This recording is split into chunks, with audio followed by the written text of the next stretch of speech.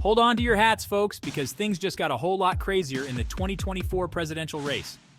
Donald Trump, never one to shy away from a spectacle, held a press conference that could only be described as chaotic. It was a whirlwind of accusations, boasts, and attacks, leaving everyone wondering what on earth they had just witnessed.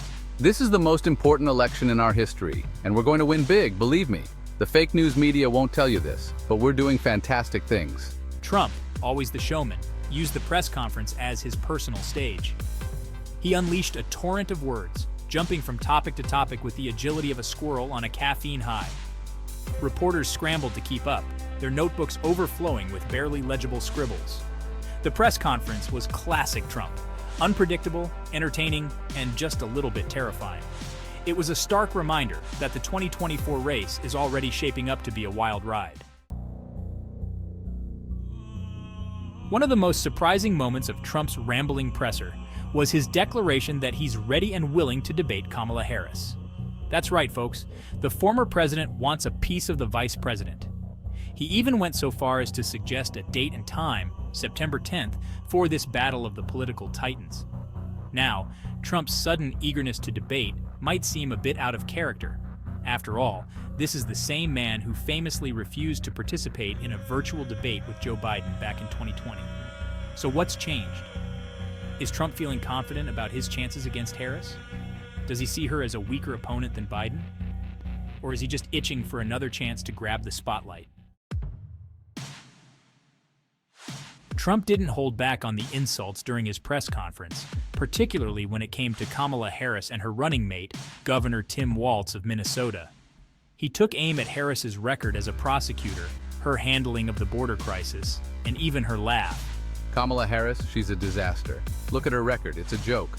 And that laugh, it's embarrassing, folks. She can't handle the border, can't handle anything. Walz didn't escape Trump's wrath either. Trump blasted the Minnesota governor for his progressive policies, accusing him of being soft on crime and bad for the economy.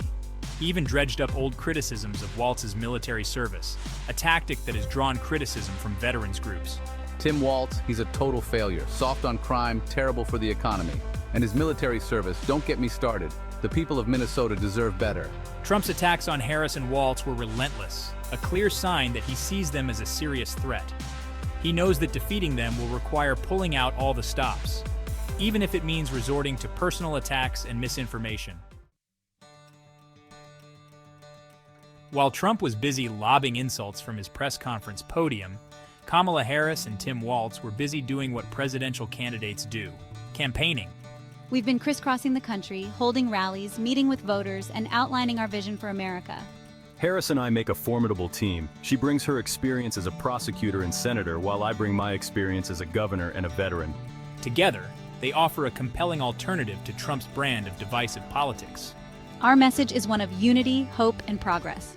We're promising to restore America's standing in the world, rebuild the middle class, and tackle the big issues like climate change and healthcare. The 2024 presidential race is already shaping up to be one for the history books. With Donald Trump back in the mix, anything can happen. The race is still in its early stages, but the battle lines are being drawn. Trump is relying on his tried and true tactics of rallies, insults, and appeals to his base. Harris and Walz are focusing on building a broad coalition of voters who are hungry for change. The next few months will be crucial as the candidates crisscross the country vying for votes. It's going to be a wild ride, folks. So buckle up and get ready for the most unpredictable election in American history.